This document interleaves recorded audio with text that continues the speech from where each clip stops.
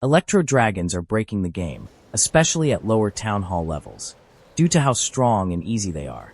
So let's break down the best and easiest Electro Dragon army at Town Hall 15, along with an example at the end of the video, to help you easily 3-star any base with it. So this army is broken up into 3 parts. Step 1 is the Giant Arrow and the Jetpack combo, to get value from the core of the base. Step 2 is the funneling on both sides using your Queen and the Dragon Duke and a few Electro Dragons. And lastly, Step 3 is using your remaining Electro Dragons to take down the rest of the base. So I will go over each step one by one to help you understand all 3 steps with details. But before that, let's tell you the hero equipments you will need to use for each hero. Starting off with the Dragon Duke, he will be using his Fire Heart and the Rocket Backpack combo. This allows the Dragon Duke to get value from the core of the base when paired with the Giant Arrow and 3 Earthquake spells.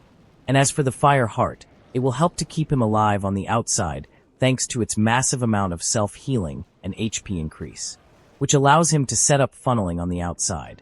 And as for the Archer Queen, her Giant Arrow is best paired with the action figure, as the Giant Arrow will be paired with the Rocket Backpack to get value from the core, while the action figure will spawn a beefy tank in front of your Queen, which will help to keep her alive on the outside and set up funneling.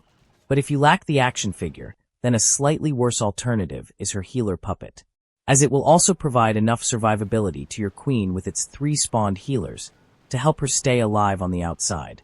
And as for the Minion Prince, his default build works just as good, as his Dark Orb will be used to slow down defenses inside the base, while the Henchman Puppet will be used to trigger traps for your main army. But you can also use his Dark Crown or the Meteor Staff instead of the Henchman Puppet, depending on what you have upgraded. And lastly, for the Grand Warden, he will be using his classic Eternal Tome and the Healing Tome combo, as this allows him to protect all of your troops inside the base and help to keep them alive longer. So to start off the attack, you want to use the Queen's Giant Arrow and the Jetpack combo along with 3 Earthquake spells to get value from the core. Aim for defenses like the Monolith, Inferno Towers, or the CC. Just make sure that you're using the Dragon Duke from the opposite corner, from where you use the Archer Queen. This allows the Dragon Duke to be paired with the Archer Queen afterwards and set up funneling for your main army. So now that you've got some decent value from the core, you want to wait for your Dragon Duke and the Archer Queen to set up funneling on one side. So you can use your freeze and totem spells to protect them from something like a Monolith or a single target Inferno. And they should easily manage to set up a very solid funnel on one side. So over on the other side, you want to use 2 Electro Dragons or a few baby dragons to set up funneling, as the Electro Dragons are excellent at setting up funneling, thanks to their chain damage to surrounding buildings. And both your Archer Queen, the Dragon Duke, and the Electro Dragons should easily manage to set up funneling on both sides without much effort.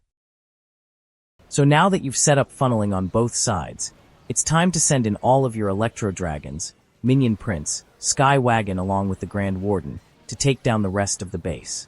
And since we are using the Sky Wagon with the main army, it will keep adding some extra units like minions and balloons along with an extra Electro Dragon to our main army. You also have an Overgrowth spell with this army, which can be used to control the pathing of your troops and to minimize damage from something like a Rage Tower compartment. And as you go a little bit deeper into the base, you want to use the Grand Warden's ability to protect all of your troops and heal them back up, especially against the Town Hall's poison, as it can do a massive amount of damage to your army. This is where then you can use your 2 Rage spells to power your troops through the core of the base. Additionally, you also have a Revive spell with this army, which you mainly want to use on the Dragon Duke, as he will get the most value out of that spell. You also have the Minion Prince's Dark Orb, which can be used to slow down these back-end defenses and help overpower the back end of the base. And you should easily manage to get your 3-star without any problem. So now that you understand the basics of this army, here is the army comp that I recommend using for Town Hall 15 players. And now let's give you a visual example on how this army works to help you understand it better. So to start off the attack, you want to use the Queen's Giant Arrow and the Jetpack combo along with 3 Earthquake spells to get some value from the core. Then you want to wait for your Archer Queen and the Dragon Duke to set up funneling on the outside. And over on the other side, you want to use 2 Electro Dragons to set up funneling. And after you've created enough funneling on both sides, you want to use an Ice Hound in front. Then use all of your Electro Dragons, Minion Prince, Sky Wagon along with the Grand Warden to take down the rest of the base. And since we are using an Ice Hound, it will soak up some damage and freeze the surrounding buildings after it pops. And as we go a little bit deeper into the base, we want to use the Grand Warden's ability to protect all of our troops and heal them back up. You also want to use your 2 rage spells here to power your troops through the core. And this should allow you to easily crush through the entire core of the base within a few seconds.